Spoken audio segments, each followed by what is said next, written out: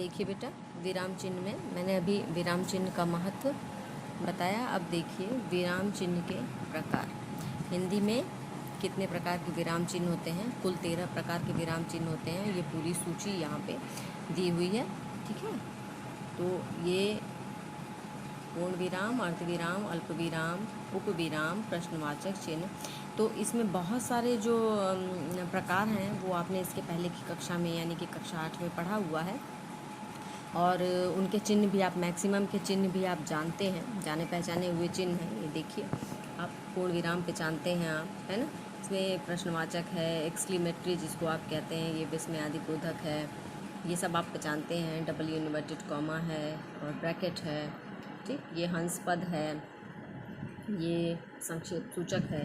तो ये इसमें बहुत सारे चिन्ह आपके पहचाने हुए हैं, आप यूज़ भी करते हैं। लेकिन कुछ एक चिन्ह जो है वो आपको आपने देखा तो है, लेकिन आप उसको कम यूज़ करते हैं और उसका अनुभव कम है आपको। तो हम यहाँ पे डिटेल में समझेंगे। सबसे पहले है पूर्ण विराम, है ना। पूर्ण का मतलब कंप्लीट, पूरा, ठीक है। तो पूर्ण विराम, पूर्ण शब्द इसीलिए इसको पूर्ण विराम कहा जाता है कि जहाँ पे आपकी बात कंप्लीट हो जाती है जहाँ आपका वाक्य कंप्लीट हो जाता है ना, जहाँ आपकी बात ख़त्म हो जाती है वहाँ पे हम पूर्ण विराम चिन्ह लगाते हैं। और पूर्ण विराम देखिए, यहाँ पे पूर्ण विराम लगाने के बाद अगला वाक्य फिर प्रारंभ कर देते हैं, यही होता है पूर्ण विराम। इसका नाम ही पूर्ण विराम है ना, कि पूरी तरह से आराम दे दिया जाए, यानी कि वाक्य समाप्त हो गया। जैसे बच्चे खेल रहे हैं, अचानक बारिश आ गई, सभी लोग भीगने लगे। ये सब अपने आप में ये जो वाक्य हैं, है ना, इन सब में देखिए पूर्ण विराम लगा हुआ है, क्योंकि सबों में सेंटेंस जो है वो पूरा हो जा रहा है। आपको कोई भी वाक्य बोलने के बाद ऐसा नहीं लगेगा कि कोई इसके आगे भी कुछ बचा हुआ है ना। तो ये होता है पूर्ण विराम। अब देखिए, मैं थोड़ा सा जल्दी में इसलिए भी समझाऊंगी क्योंकि इसमें कुछ नया नहीं है, ये आपका समझा हुआ है, आपका पढ़ा हुआ है, nothing is new here, okay. अब दूसरा वाला देखिए, अर्धविराम। अर्धविराम क्या होता है? सेमी कॉलन, इसको आप कहते हैं इंग्लिश में सेमी कॉलन, है ना। इसमें ऊपर डॉट होता है और नीचे कॉमा होता है। ध्यान से देखिए, ये पेज नंबर 111 पे दिया हुआ है। जब कभी पूर्ण विराम की तुलना में थोड़े कम समय के लिए रुका जाता है तो अर्धविराम वहाँ पे प्रयोग किया जाता है ना। अब इसके अलावा हम इसको कहाँ यूज़ करते हैं? संयुक्त वाक्य के समानाधिकरण उपवाक्यों के बीच में, ठीक। संयुक्त वाक्य आपने वाक्य चैप्टर जब पढ़ा होगा, इसमें तो चैप्टर नहीं है वाक्य, लेकिन मैंने आपको वाक्य पढ़ाया हुआ है। उसमें समानाधिकरण और व्यधिकरण, है ना, दो भेद होते हैं ना। तो समानाधिकरण के उपवाक्यों के बीच इसको यूज़ किया जाता है। कैसे? मदन स्कूल से सीधे घर पहुंचा, हाथ मुंह धो के उसने नाश्ता किया, अपनी साइकिल उठाई और चल पड़ा मटर गश्ती करने। अब यहाँ पे आप देखिए, कोई भी सेंटेंस यहाँ पूरा नहीं है। मदन स्कूल से सीधे घर पहुँचा, है ना। तो आप ये सेंटेंस बोलते ही समझेंगे कि इसके आगे भी अभी कुछ है। हाथ मुँह धो के उसने नाश्ता किया, इसके आगे भी कुछ है।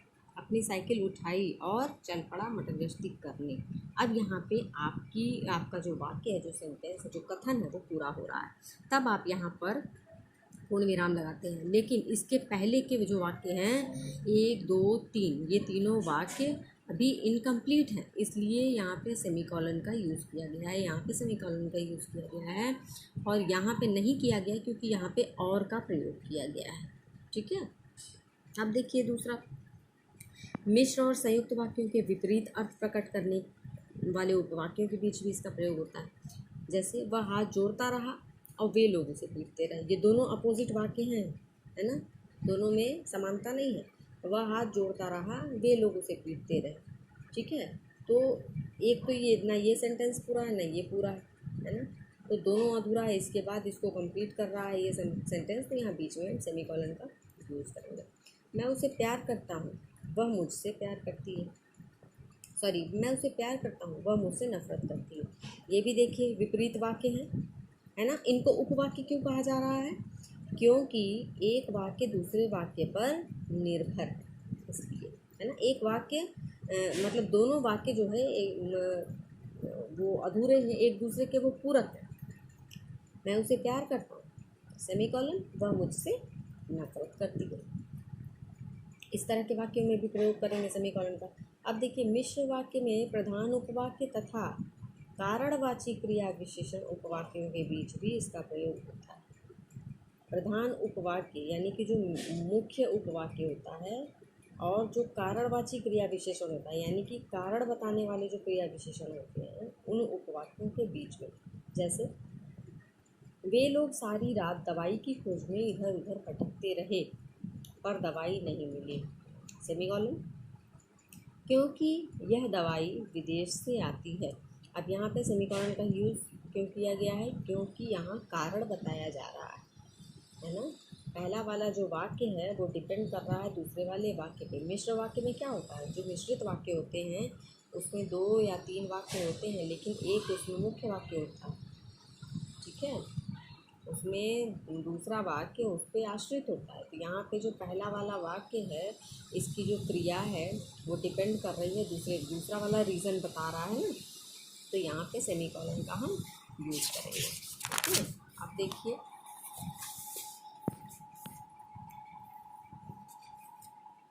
शीला के पिता ने बहुत कोशिश की कि कोई अच्छा लड़का मिल जाए, ऐसा ना हो सका क्योंकि शीला पढ़ी लिखी नहीं थी, है ना। यहाँ पे सेमीकोलन लगा करके क्योंकि शीला पढ़ी लिखी नहीं थी कारण बताया गया, ठीक है। अब देखिए किसी वाक्य में उदाहरण सूचक जैसे के पहले भी लगता है, जैसे लिखित भाषा में रुकने अथवा विराम के लिए जिन चिन्हों का प्रयोग होता है उन्हें विराम चिन्ह कहते हैं। पूर्ण विराम, अर्ध विराम, अल्प विराम, है ना, आदि। अब विभिन्न उपवाक्यों में अधिक बल देने के लिए, जैसे सदैव आगे बढ़ते रहो, रुकना मृत्यु का नाम है ना। सदैव आगे बढ़ते रहो, रुकना मृत्यु का नाम है, तो यहाँ पर भी हम इसका प्रयोग करते हैं, ठीक है, अल्प विराम का है। अब देखिए अभी हमने वो पढ़ लिया सेमीकोलन यानी कि अर्ध विराम। अब ये है अल्प विराम। अल्प विराम कब लगता है? जब वाक्य के मध्य में अर्ध विराम की तुलना में कुछ कम समय के लिए रुका जाता है तो अल्प विराम चिन्ह का प्रयोग किया जाता है। जैसे किसी वाक्य में 2 या 2 से अधिक समान पद वाले शब्दों या पदबंधों में अलगाव दिखाने के लिए, है ना, कहने का मतलब किसी वाक्य में 2 या 2 से अधिक समान पद वाले शब्दों या पदबंधों में अलगाव, यानी कि समान पद वाले जो वाक्य होते हैं लेकिन उनमें पदबंधों में अलगाव होता है, वो क्या होता है? गणतंत्र दिवस की परेड में बच्चे, बूढ़े, स्त्री, पुरुष सभी एकत्रित हुए, ये समान पद वाले शब्द हैं। इसमें देखिए कॉमा लगाया गया है। गणतंत्र दिवस की परेड में बच्चे, बूढ़े, स्त्री, पुरुष, है ना, यहाँ कॉमा का प्रयोग किया गया है क्योंकि ये समान पद वाले शब्द हैं। दूसरा, शराब पीना, सिगरेट पीना, जुआ खेलना, चोरी करना, झूठ बोलना और जाने कितने ऐप थे उसमें, है ना, ये पदबंध है, ठीक। ये तो ऊपर तो समान पद वाले शब्द हैं और नीचे ये पदबंध हैं जिनको कॉमा यानी कि अल्प विराम के द्वारा अलग अलग करके बताया गया। वाक्य के बीच विभिन्न उपवाक्यों में अलगाव दिखाने के लिए, जैसे एक दिन की बात है ना, वाक्य के बीच विभिन्न उपवाक्यों में अलगाव दिखाने के लिए, यानी कि एक ही वाक्य होता है और वो कई उपवाक्यों में बटा होता है तो उसको अलग अलग करके दिखाने के लिए भी हम इसका प्रयोग करते हैं। एक दिन की बात है, एक शिकारी जंगल में आया और मेरे ख्याल से इसी पेड़ पे चढ़कर बैठ गया, है ना, तो यहाँ पर भी देखिए कॉमा का प्रयोग यहाँ पे किया गया है, ठीक है। तो विभिन्न उपवाक्य हैं और इनको अलग अलग करने के लिए, क्योंकि हम पूर्ण विराम नहीं लगा सकते, एक दिन की बात है, पूर्ण विराम नहीं हो सकता ना, इसलिए तो यहाँ पे अल्प विराम का प्रयोग करें। अब देखिए उपाधि में अलगाव के लिए, उपाधि में अलगाव जैसे BA, MA, PhD ये सब उपाधियाँ हैं, इनमें भी अलगाव के लिए हम इसको प्रयोग करते हैं, है ना। एक साथ ये नहीं लिख सकते वरना ये इसका अर्थ ही ख़त्म हो जाएगा, फिर कोई समझ ही नहीं पाएगा कि आप कहना क्या चाहते हैं। BSc ये एक डिफरेंट उपाधि है, MSc डिफरेंट है, PhD डिफरेंट है, DLit डिफरेंट है, तो कॉमा के द्वारा इसको अलग अलग किया गया अल्प विराम के द्वारा। हाँ या नहीं के बाद, जैसे नहीं मैं नहीं चल सकता। हाँ, तुम जाना चाहो तो चले जाओ। ठीक है, तो जब हम किसी को नहीं कहते हैं और उसके बाद कोई सेंटेंस यूज़ करते हैं, या हाँ कहते हैं और उसके बाद वाक्य यूज़ करते हैं, तो नहीं और हाँ के बाद भी हम अल्पविराम का प्रयोग करते हैं। उदाहरण चिन्ह के पहले भी इसका प्रयोग किया जाता है। जैसे माताजी बोली, मैं आपके साथ नहीं रहूँगी, है ना। उद्धरण चिन्ह के पहले, या किसी का कथन है, किसी का कथन आप बताने जा रहे हैं कि किसी ने कुछ ऐसे कहा है, तो उस कथन के पहले भी आप अल्पविराम का प्रयोग करेंगे। शब्दों वाक्यों की पुनरावृत्ति होने पर, पुनरावृत्ति का मतलब होता है दोहराना, है ना, रिपीटेशन। जैसे चलो, चलो निकलो यहाँ से, अब यहाँ देखिए रिपीटेशन है ना, क्या क्या करता है, क्या करता, क्या ना करता, कुछ भी समझ में नहीं आ रहा। यहाँ पे भी देखिए, है ना, तो यहाँ पे भी कॉमा यानी कि अल्पविराम का प्रयोग करेंगे, है ना। ये सब चीज़ें कोई नई नहीं है आपके लिए बेटा, आपको इसके पहले की कक्षाओं में आपने पढ़ा हुआ है, नथिंग इज़ न्यू। एक ही वाक्य में अनेक प्रश्न सूचक उपवाक्य होने पर प्रश्न सूचक चिन्ह अंत में आता है तथा प्रश्नों के बीच में अल्पविराम का प्रयोग होता है। समझिए, एक ही वाक्य में अनेक प्रश्न सूचक उपवाक्य होने पर, है ना, यानी कि वाक्य पूरा एक सेंटेंस होगा लेकिन सेंटेंस लंबा होगा और उसमें कई छोटे छोटे उपवाक्य होंगे और वहाँ पे प्रश्न सूचक चिन्ह अंत में आता है तथा प्रश्नों के बीच में अल्पविराम का प्रयोग होता है। जैसे मैं कौन हूँ, कहाँ जा रहा हूँ, किससे मिलता हूँ, इससे आपको क्या मतलब। तो यहाँ प्रश्नवाचक चिन्ह तो यहाँ लग जाएगा क्योंकि यहाँ पे प्रश्न पूछा जा रहा है, लेकिन चूंकि कई प्रश्न एक ही सेंटेंस में पूछे जा रहे हैं तो यहाँ पे हम अल्पविराम का प्रयोग करके पूछेंगे। ऐसा नहीं है कि सब जगह आप कॉमा ये प्रश्नवाचक चिन्ह लगा देंगे। मैं कौन हूँ, प्रश्नवाचक चिन्ह, कहाँ जा रहा हूँ, प्रश्नवाचक चिन्ह, किससे मिलता हूँ, प्रश्न, ऐसा नहीं होगा, है ना। ये एक ही व्यक्ति से एक ही क्वेश्चन में कई क्वेश्चन किए जा रहे हैं, तो इसलिए प्रश्नवाचक आप यहाँ लगाएंगे, अंत में लगाएंगे, ठीक। लेकिन बाकी जगहों पे हर एक प्रश्न के बाद एक अल्पविराम का प्रयोग किया जाएगा।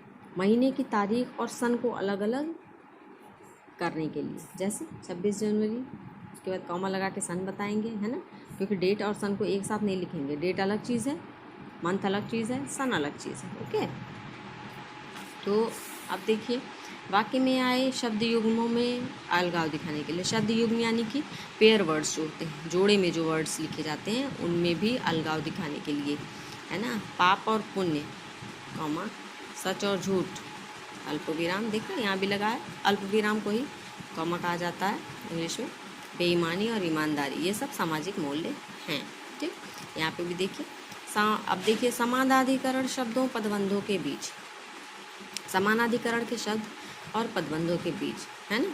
तो समानाधिकरण और व्यधिकरण आपने पहले भी पढ़ा हुआ है। तो यहाँ पे अध्यापक आए, अल्पविराम, पुस्तक निकाली, अल्पविराम, जोर जोर से पढ़ने लगे। ये एक्चुअली पूरा एक ही सेंटेंस है, ठीक है, ये पदबंधों में बटा हुआ है। अब देखिए आगे, विशेषण उपवाक्य का प्रयोग वाक्य के मध्य में होने पर, है ना, वाक्य के मध्य में विशेषण उपवाक्य का प्रयोग होने पर, जैसे वह लड़का जो यहाँ आया था पकड़ा गया, वह किताब जिसे मैंने ख़रीदा था फट गई, ठीक है। यहाँ पे भी देखिए कॉमा का प्रयोग किया गया है ना। पत्र लिखते समय, अभिवादन लिखते समय, समापन के समय, है ना। पत्र जब आप लिखते हैं तब भी आप कॉमा लगाते हैं ना, एड्रेस बताते हैं, फिर कॉमा लगाते हैं, फिर नाम लिखते हैं तो वहाँ कॉमा लगाते हैं, फिर आप लिखते हैं कि महोदया या महोदय, फिर वहाँ कॉमा लगाते हैं, है ना। अल्पविराम का प्रयोग, अल्पविराम का प्रयोग तो आप मैक्सिमम टाइम करते हैं, आपको पता है अच्छी तरह से। अब देखिए उपविराम क्या होता है, चौथा उपविराम।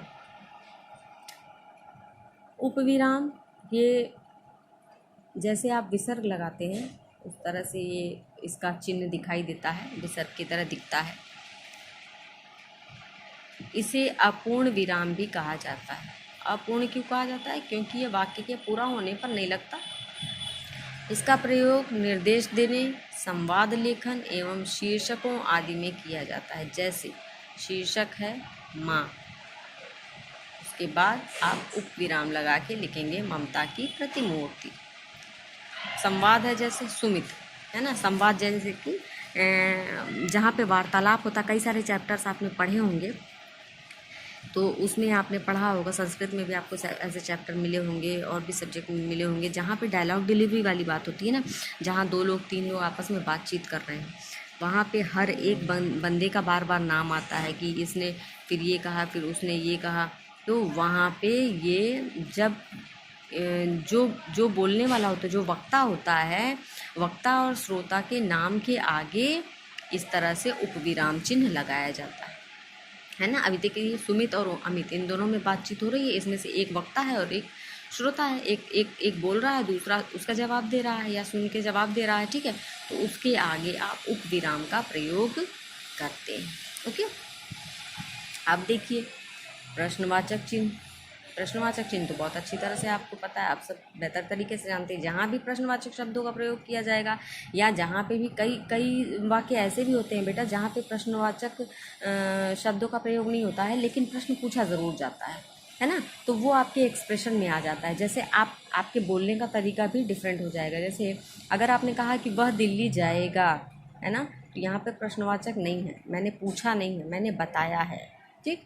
और अगर मैंने पूछा वह दिल्ली जाएगा, यहाँ पे प्रश्नवाचक है, तो बोलने में तो वो भाव सुनाई देता है, ठीक है, लेकिन लिखने में वो भाव तभी पता चलेगा, वो अभिव्यक्ति आपकी तभी पता चलेगी जब आप विराम चिन्ह का प्रयोग करिएगा। तो यहाँ पे वह दिल्ली जाएगा, जब आप बोलेंगे, जब आप किसी को बता रहे हैं तो आप बोलेंगे वह दिल्ली जाएगा, लेकिन जब आप पूछेंगे तो बोलेंगे वह दिल्ली जाएगा। लेकिन जब आप लिख रहे हैं तो सामने वाला कैसे समझेगा कि वो प्रश्न है या नहीं है? तो आपको प्रश्नवाचक चिन्ह लगा के ये शो करना होगा। वह जाएगा, प्रश्नवाचक चिन्ह। वह ईमानदार, ठीक है, प्रश्नवाचक चिन्ह। मैं नहीं मान सकता, मैं झूठ बोल रहा हूँ, है ना। अब यहाँ जहाँ पे प्रश्नवाचक शब्द है वहाँ तो प्रश्नवाचक चिन्ह लगना ही है, ऑब्वियसली, ये तो श्योर है, आपको मालूम है। आपने उसे क्यों बुलाया, वह कहाँ मिलेगा आपको, क्या आप जा रही हैं, ठीक है। तो अब इसको समझ लीजिए कि जब वक्ता वाक्य में प्रश्नवाचक शब्दों का प्रयोग करता है तो वहाँ पे प्रश्नवाचक चिन्ह लगते हैं। दूसरा क्या पॉइंट है, संरचना की दृष्टि से सामान्य विधानवाचक, है ना। सामान्य विधानवाचक क्या होता है, कथनात्मक होता है ना, ये मैंने पढ़ाया हुआ है पहले आपको। वाक्यों को प्रश्न, संदेह या अनिश्चय के भाव के साथ अनुमान अनुतान परिवर्तन कर जहाँ बोला जाता है ना, वहाँ पे लगाया जाता है, ठीक है। कहने का मतलब है कि भावों की अभिव्यक्ति के लिए अगर उस विधानवाचक शब्द को, विधानार्थक शब्द को, वाक्य को अगर प्रश्न के तरह से पूछा गया है तो वहाँ पे आपको प्रश्नवाचक चिन्ह लगाया जाएगा, है ना। ये विधानार्थक वाक्य है जिसमें कि ये कहा, जिसमें कथनात्मक वाक्य होते हैं, कहे जाने वाले वाक्य होते हैं, बताया जाता है, जिसमें कोई चीज़ बताई जाती है, कोई इन्फॉर्मेशन दी जाती है, वही विधानार्थक होता है। लेकिन जब हम वहाँ प्रश्नवाचक लगा दिए तो वहाँ पे वो जो है प्रश्नवाचक चिन्ह से उसका भाव स्पष्ट हो जाता है। अब देखिए व्यंग्यात्मक भाव प्रकट करने के लिए भी सामान्य कथन के बाद कोष्टक में अंत में जैसे उनके जैसा धर्मात्मा पैदा ही नहीं हुआ, अब यहाँ ब्रैकेट में करके क्वेश्चन मार्क लगा दिया गया है ना, क्योंकि ये जो है यहाँ पे प्रश्नवाचक चिन्ह का प्रयोग होता है ना। व्यंग्यात्मक भाव प्रकट करने के लिए भी सामान्य कथन के बाद कोष्टक के अंत में प्रश्नवाचक चिन्ह लगा दिया जाता है, ठीक है। ये व्यंग्यात्मक भाव प्रकट, व्यंग्यात्मक यानी कि जब आप किसी पर सटायर करते हो, जब आप व्यंग करते हो, है ना, जब आप मजाक करते हो, ताना मारते हो, टॉन्ट करते हैं, तब उसको कहते हैं व्यंग्यात्मक भाव। उसको प्रकट करने के लिए ही जो सामान्य सा कथन होता है, सिंपल सेंटेंस होता है, उसके बाद ब्रैकेट में प्रश्नवाचक चिन्ह लगा दिया जाता है। जैसे उनके जैसा धर्मात्मा पैदा ही नहीं हुआ, है ना। ये किसी विशेष व्यक्ति के ऊपर, पर्टिकुलर व्यक्ति के ऊपर ये व्यंग किया जा रहा है, टॉन्ट किया जा रहा है प्रश्नवाचक लगा करके, है ना। ये अगर प्रश्नवाचक हटा दिया जाएगा तो इसका मतलब बदल जाएगा, उनके जैसा धर्मात्मा पैदा ही नहीं हुआ, तब तो ये प्रशंसा हो जाएगी, है ना, तब ये प्रशंसा हो जाएगी। लेकिन प्रश्नवाचक ब्रैकेट में लग गया, इसका मतलब ये व्यंग हो गया कि अरे उनके जैसा धर्मात्मा तो पैदा ही नहीं हुआ, समझ रहे हैं। तो ये प्रश्नवाचक चिन्ह की विशेषता है ना। अब देखिए विशेष पॉइंट इसमें बताया है कि प्रायः छात्र वाक्य में जहाँ भी प्रश्नवाचक शब्द का प्रयोग देखते हैं प्रश्नवाचक चिन्ह लगा देते हैं। अब देखिए ऐसा हर जगह नहीं हो सकता, क्योंकि प्रश्नवाचक शब्द हर स्थान पर प्रश्न पूछने के लिए ही प्रयुक्त नहीं होता है। उदाहरण के लिए कुछ वाक्यों में प्रश्नवाचक शब्द डांटने के लिए प्रयुक्त होते हैं, जैसे क्या बक रही हो, चले जाओ यहाँ से, या कहीं से कहीं ये संबंध सूचक का कार्य करते हैं, जैसे वे क्या कर रहे थे, मैं तो समझा ही नहीं, है ना।